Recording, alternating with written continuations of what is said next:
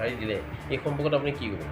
জয়তে মই আমাৰ কাকজান বিদ্যুৎ সংগঠনৰ অন্তৰ্গত সকলো আমাৰ গ্ৰাহকলৈ অভিনন্দন জ্ঞাপন কৰিলোঁ।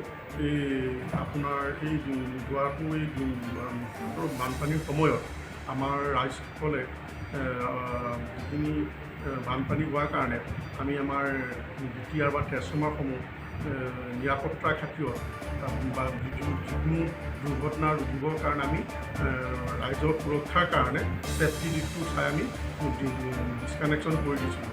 যিটো মানুহখিনিয়ে যদি পানীৰ কবলত পৰিলে মানে অলৰেডি ইলেক্ট্ৰিফিকেশ্যন বা বিভিন্ন আমাৰ ইলেক্ট্ৰিকেল এক্সিডেণ্ট হোৱাৰ আশংকা। আৰু তাৰপিছত কাটি দিয়াৰ পিছত আমাৰ দুদিনমান অলপমান অসুবিধা হৈছিল, গ্ৰাহকসকলে বুজি পালে। বিশেষকৈ আমাৰ মেলেং লকৰ বৰখেলীয়া ঢেকীয়াখোৱা আৰু আমাৰ হাতীখাল গাভিনী ভকতগাঁও কাৱৈমাৰী বিস্তীৰ্ণ অঞ্চল আমাৰ উপভোক্তাসকলে সামৰিক 2-3 দিনৰ কাৰণে অকণমান বিদ্যুৎ বিভাগত ব্যাঘাত হৈছিল। বানপানী ৱাটাৰ লেভেল বা বানপানীটো এই অঞ্চলত প্লাবিত হোৱাৰ কাৰণে। কিন্তু আমাক ৰাইজসকলে বহুত সহায় কৰিলে। তেওঁলোকেও বুজি পালে যে কাকজান বিদ্যুৎ সংগঠন বা বিদ্যুৎ পৰিষদে তৎকালীনভাৱে ৰাইজক মানে বিপদত নপৰাকৈ দুখীয়াসমূহ বিচ্ছিন্ন কৰি দিয়াৰ ফলত নিৰাপদ তেওঁলোকৰ কোনো ধৰণৰ দুৰ্ঘটনা সংঘটিত নহ'ল। আৰু আমাৰ গুৱাহাটীৰ পৰাও তেনেকৈ আমাৰ এটা মনিটৰিং টীম আমাৰ আহিছিলে। আমাৰ গুৱাহাটী ভৱনৰ ফালৰ পৰা তেওঁলোকো আমাক লগত গ'লে আমিও ৰাইজক এৱাৰনেছটো দিলোঁ যে আপোনালোকে যিকোনো আমি ইলেক্ট্ৰিকেল এক্সিডেণ্ট যাতে নহয় সতৰ্ক থাকিব, তিতাহাতে বা বেলেগ ধৰণৰ খালী বহি ব্যৱহাৰ কৰে এইবিলাকো যাতে ব্যৱহাৰ নকৰে বানপানীৰ সময়ত। আৰু আপোনালোকে খুব কৰি থকা কাৰ এইবিলাকতে হাত নিদিয়ে। আৰু কিবা হ'লে লগে লগে আমাক খবৰ দিব কণ্ট্ৰল ৰুম বা আমাৰ বিভাগীয় আমাৰ ফিল্ড অফিচাৰ বা আমাৰ মোক হ'লেও খবৰ দিবলৈ কৈছিলোঁ। সকলোৱে খবৰ দিছিলে। 24 hours আমি যিকোনো সময়তে এলাৰ্ট আছিলোঁ যে যিকোনো ভাৱে আমি আমাৰ পাব্লিক তথা কনজিউমাৰখিনি বিপদত বা দুৰ্ঘটনা ঘটিত নহয়। সেয়েহে আমাৰ এই সময়ছোৱাত এটা যুদ্ধকালীন ক্ষিপ্ৰতাৰে সকলো আমাৰ টেকনিকেল ষ্টাফ বা ৰাইজৰ সহযোগত মানে সতৰ্কভাৱে কাম কৰাৰ কাৰণে আমাৰ বানপানীৰ সময়ত আমাৰ কোনো ধৰণৰ দুৰ্ঘটনা সংঘটিত নহ'ল। আৰু আমি 3 দিনৰ পিছত আমি পানী লেভেলটো শুকাই যোৱাৰ পিছত আমি নিৰাপত্তা বা ছেফটি দিশটো ছেফটি মেজাৰ্ছখিনি চাই আমি বিদ্যুৎ সংযোগ ট্ৰেন্সফৰ্মাৰখিনি পুনৰ আমি সংযোগ দিলোঁ। আৰু এতিয়া সকলো গ্ৰাহকে মানে বিদ্যুৎ সংযোগ পাইছে। আৰু এতিয়া আমাৰ কাকজান বিদ্যুৎ সংযোগৰ অধীনত সকলো গ্ৰাহকে এতিয়া কোনো ধৰণৰ আমাৰ ট্ৰেন্সফৰ্মাৰ কিনি পোৱা নাই। সকলো গ্ৰাহকে এতিয়া তেওঁলোকে বিদ্যুৎ যোগান পাইছে। গতিকে মোৰ ফালৰ পৰা মই নিজে খুব সুখী।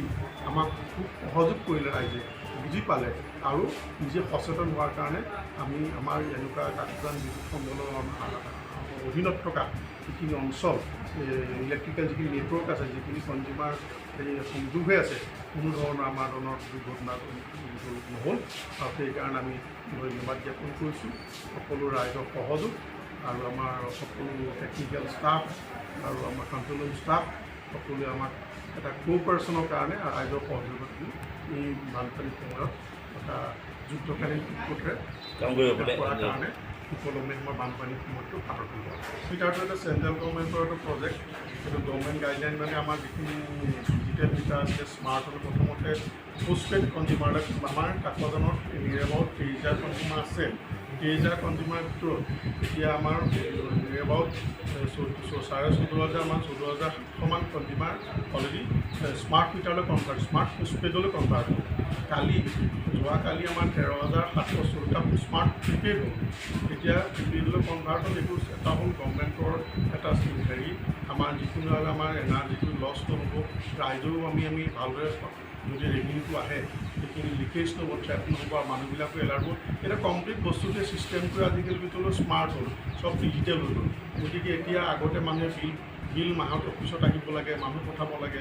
কিন্তু এতিয়া হ'ল স্মাৰ্ট প্ৰিপেইডটোত এটাই সুবিধা, মানুহে নিজৰ মোবাইলত এপছ কৰিব। আমাৰ যিজন কুইক চেণ্টাৰ থাকিব, আমাৰ কালেকশ্যন চেণ্টাৰ থাকিব, ইজিপে এজেণ্ট থাকিব। যিখিনি মানুহে স্মাৰ্ট ইউজ কৰিব নোৱাৰে স্মাৰ্ট মিটাৰ মোবাইল, তেওঁলোকে কি কৰিব আমাৰ ইজিপে এজেণ্টৰ যদি তেওঁলোকে আমাৰ এইটো মানে ছাৰ বিদ্যুৎ বিভাগ বা আপোনালোকৰ এনেকুৱা ইলেক্ট্ৰিচিটি এপ আছে নেকি? আছে মাই বিজুলী এপটোত এইটো এপটোৰ নাম কি কয়? মাই বিজুলীত কৰিব পাৰে, APSL.org কৰিব পাৰে, লগিন কৰি তেওঁলোকে বিজুলী ৰিচাৰ্জ কৰিব পাৰিব। ছাৰ আৰু এটা কথা সুধিছোঁ, মানে এতিয়াও কিছুমান ৰাইজে অলৰেডি এইবিলাক হ'ল এটা আমাৰ পুৰণি বুলি এটা আমাৰ যিটো ইলেক্ট্ৰিকেল নেটৱৰ্ক এটা বহুত দিনীয়া আজি এটা আগৰ নেটৱৰ্ক আছিলে।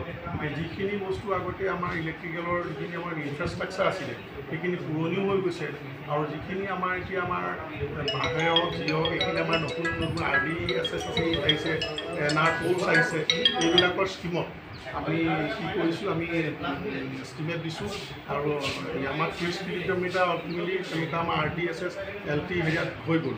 এতিয়া HTU কাম তেনেকৈ চলি আছে, আৰু যিবিলাক ঠাইত ইনফ্ৰাষ্ট্ৰাকচাৰটো হেৰি আছে আমি তেনেকৈ আমি ছাৰ্ভে কৰি এষ্টিমেট প্ৰিপেয়াৰ কৰিছোঁ। এনেমৰ আমি বা আমাৰ ওপৰ লেভেললৈ এইখিনি যেতিয়া ফাণ্ড আহি যাব, আমি যথেষ্টখিনি সকলো আমাৰ ইলেক্ট্ৰিক এইবিলাক আমাৰ আপলোড হ'ব, যিবিলাক বিসংগতি আছে। ধন্যবাদ।